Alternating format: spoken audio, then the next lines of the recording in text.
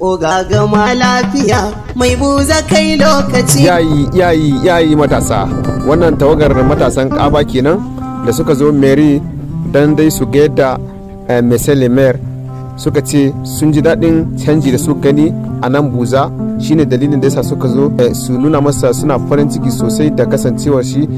shugaba mai adalci a gare su. Kuma wannan gaskiya ne, mun ji mun gani Monsieur Maire yana aikin da ya kamata a jinjina masa, shine dalilin da yasa matasan Kaba suka yi tattakiya daga Kaba ba dan komai ba sai dan su kawo jinjina su bayyana masa cewa suna farin ciki daga aikin da yake ta yi ɗaya bayan ɗaya. Mun ji mun gani mun gode. Abinda matasa suka ce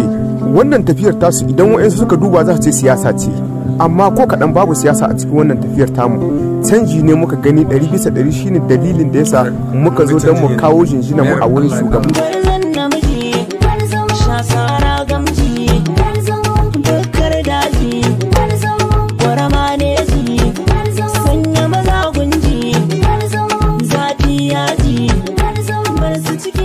Alhamdulillah, godiya ta tabbata ga Allah, kamar dangance da ziyarar da mun kai can Mary, dukan matasan Kaba ga baki daya tun daga gabas har duka ga bakin mu daya matasa inda muke duk mun halarce shi, kuma yayi farin ciki kuma ya ba mu amanna ta goyon bayan mu 100%. Dangance da haka muna ƙara jaddada godiyarmu ga matasa namu na Kaba na waje da na cikin gida. Allah ya ƙara ba mu haɗin kai ga baki ɗaya, ya tabbatar mana da alheri. Kuma mayor din ya yi mana albishir da ayyuka da dama wanda su za su ci mana gaban garin Kaba, kamar irin ayyuka na gyara karkara hakan nan, dangance da hanyoyi wanda sun ka cancanta da tallafi na matasa da na uwayen mu tsoyi ga baki ɗaya da mata. To yanzu na ji matasan Kaba na ta faɗin da an ci gaba, to menene gaskiyar magana? Da gaskiyar magana guda ta wadda mun ka tabbatar da ita ta, mu mun ga mayor ya doki cinya ta ya zo Kaba da kashi,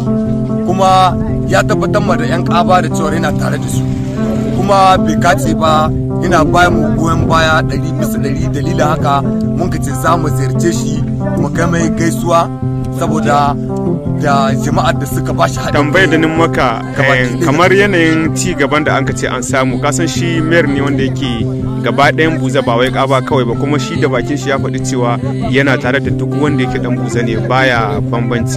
To alhamdulillah, kawar shi da kashi jinjina kiɗawa za a yi yanzu ga alamu duk wanda a cikin rezo sosai da na nan gida da na daji sun fara ganin yanayin ayyukan da yake yi, kamar dangance da Rusau ma bisa ga hanya ta daga bakin tsohon likita zuwa buza a kewaye da Tsegumawa a shigo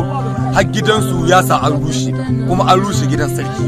Mun ga alamun da tabbas ya ɗauko aiki, condition na shi da ɗauko. Allah ya ba shi goyon baya. Na ji kuma an ce wai wannan Rusau mutane an ba su kuɗi kuma an ba su filaye, da gaske ne ko kuma?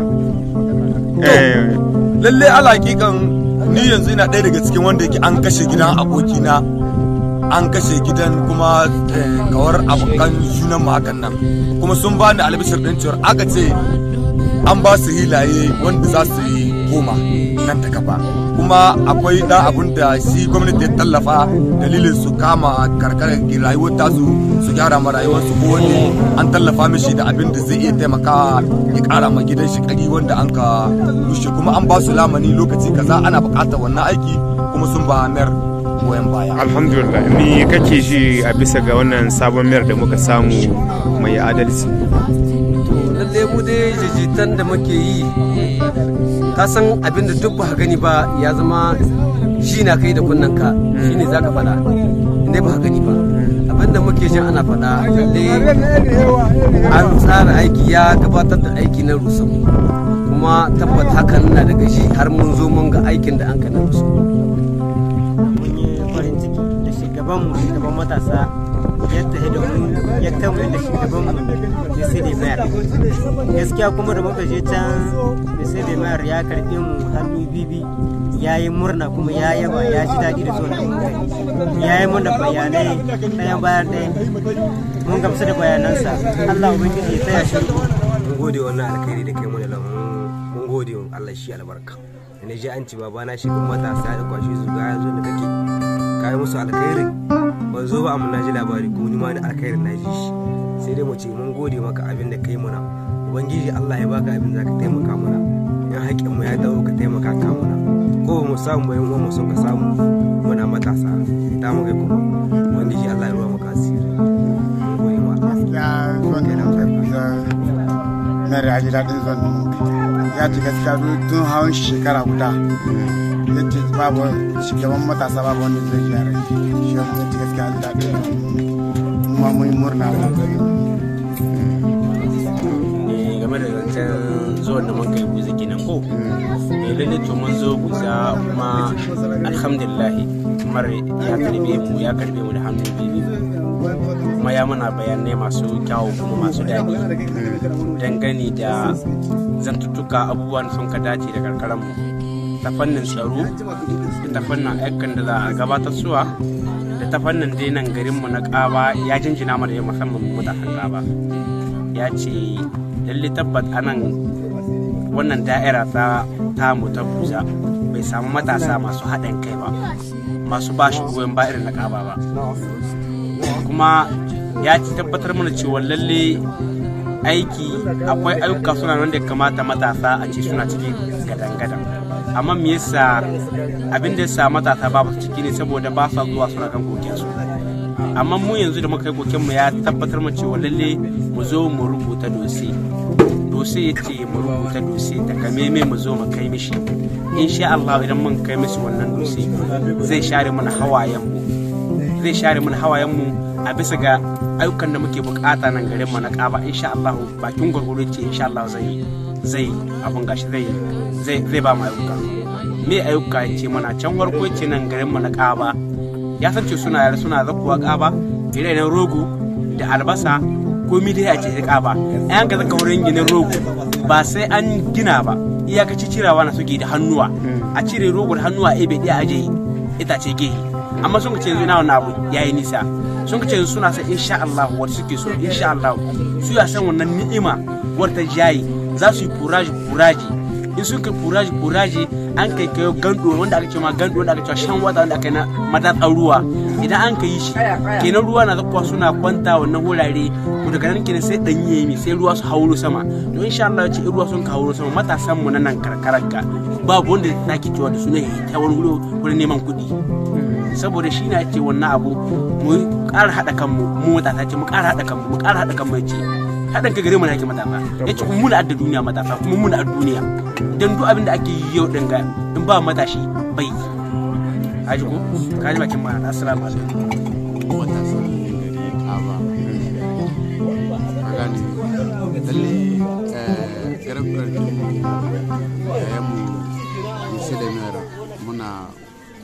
jaddada godiyarmu a gare ka sannan kuma da jinjina maka akan yanayin ka karbe mu hannu biyu Kaba matasan Kaba kuma muna alfahari da kai ko gobe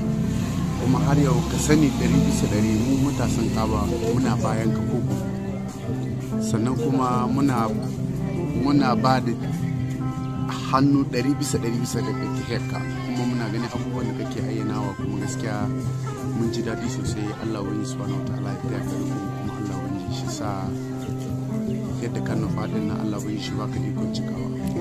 yayi mun gode sosai sabon mu zuwa gare ka. Assalamu alaikum da fatan muna cikin koshin lafiya matasa na Kaba lalle muna ɗaukaka bisa ga tafiyar da muke yanzu gari lafiya na alhamdulillah ba wata matsala kuma ubangiji Allah shi ne jagora lalle mun sami tafiya wajen musulmi kuma ubangiji Allah ya sa ya karbi mu da hannu biyu bisa ga irin da yadda muka yi duk bukatocin mu wanda muke bukata matasa lalle hakika yayi da mu kuma ya karbi mu da hannu insha Allah ya tabbatar mun da cewa duk abun da zai zo nan mu zama matasa na Kawa sai so sanar shi ya haka muna bashi kari bisa ga wannan zance da musulmi ya muna ubangiji Allah shi kama mishi bisa ga yadda yake zai yi lalle dan ya dauko muna wasu maganganu wanda suka je muna daɗi amma ba za mu iya bayyana su ba sai mun ga abin zahiri ya saka alhamdulillah bisa ga irin kwaliya da muka yi bisa ga matasa na Kaba kuma Allah shi kara hada muna kanmu duk inda muke matashi da wanda yake da na Kaba ubangiji Allah shi kara hada muna kawunan su bisa ga wanda muka so tahiya mu ci gaba da tahiyar da garin mu lahiya lau ba wata matsala kuma babu fatan ubangiji Allah shi kawo wata matsala tsakaninmu da matasa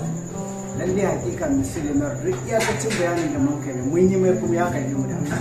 kuma alhamdulillah dukkan abubuwan da muka tambaya lalle ba wani bashin da zai ce ba sai mu ce alhamdulillah kuma matasa sun goyi bayan zuwan da mun kai wajen shi alhamdulillah kuma ya karbi mu da yanzu muna jiran sakamakon da jiya zaka insha Allah daga baya za mu tura mutum inda matasa na kawo suke za mu tura musu musallaci da iyaka ta sa. Assalamu alaikum wa rahmatullahi wa barakatuh. Yan uwa yana muku fata alkhairi yana ta musamman ga Monsieur le Maire, shugaba namu, shugaba na gari, shugaba mai adalci. Mun ji daɗin yadda ka kama yan uwanmu yan kaba hannu biyu da suka je kai maka gaisuwa. To kuma ga wani sako nake son tura maka, ina maka fata alkhairi. Muna da matsaloli iri-iri wanda ya kamata a ce kun yi tsaye kun yi ruwa tsaki ku ga kun taimaka mana. Na farko dai muna da bukatar hanya, a ce muna da hanya sahihiya daga zawar da za ta ɗauke ta wuce haka rohon. Muna barin wannan ku nemo mana taimako wajen shugabanni can sama-sama. Kuma muna da bukatar wuta da ruwa da kasuwa. Ake sako na ake nuna sai da Allah shi da kawo, Allah shi da yana ta musamman da zuwa na kwamin buza da yiwuwan gaisuwa da fatan alheri zuwa gare shi da al'ummar da ke bayansa a namijin kokarin da yake yi ma wannan garuruwan namu. Ubangiji Allah ta'ala ya kama mishi kuma Allah ya kare shi daga masharranta da mahasada, dukkan wanda zai kawo mai matsala Allah ya kare shi. Yana fata alheri zuwa gare ka da sirri. Assalamu alaikum wa rahmatullahi wa barakatuh. Jinjina mai yawa da fatan alheri zuwa ga musulmar kwabin Kibuza. Masha Allah, Allah ya rika maka, Allah ta yanka, Allah ya sa tafiya ta mata kyau. Ni sunana Yahya Muhammad uwa naka daga garin Kaba Kibuza, kuma muna ɗaya daga cikin ma'aikata na fasaha Buddhism. Kuma abinda za mu ce sai da mu ce gani tsakanin da Allah an samu ci gaba daga buza. Mu yanzu babu abin da zamu wata an ba mu ce mun gode wa mayar mu na buza da ka irin wanga al'amarra an ka samu na ci gaba, kuma mun ji daɗin haka. Ubangiji Allah shi albarka, kuma Allah sa abin da muka sa daji Allah sa mu dinga shi lafiya, ba wata gwamnati ba wata komai. mu da abin da muke so mu ga abin nan da mun kai. Monsieur le Maire ya ce kuma zai ba da gudunmuwa ta tsaron karkara irin yadda Fulani suka yi bara ko bara can ne dai suka sa karkara ta tashi da wuri. Yanzu yana muku albishir da cewa zai sa polisawa su ci gaba da zagayawa har sai ya ga kowa ya ɗebe abunsa da yake daji. To muna miƙa godiya. Dalilin zuwa mu Meri shine ganin gwazon aikin da shugaba mai adalci yake yi a halin yanzu, kuma gaskiya duk wanda yake duba da yanayin da muke yanzu to dole ya jinjina ma Monsieur le Maire, saboda akwai canji, akwai salo-salo da Monsieur le Maire ya dauko na aiki wanda suka cancanta da a ce duk dan buza ya zo ya kai masa gaisuwa, saboda mun dade ba mu samu shugaba wanda yake da adalci irin wannan shugaban ba. Saboda haka ne muka duba mu gani muka ce to gaskiya bai kamata mu boye murnar mu ba, har sai mun zo mun bayyana masa sauran al'umma san cewa muna farin ciki da kasancewar shi shugaba a gare mu. Allah ya taya shi riko.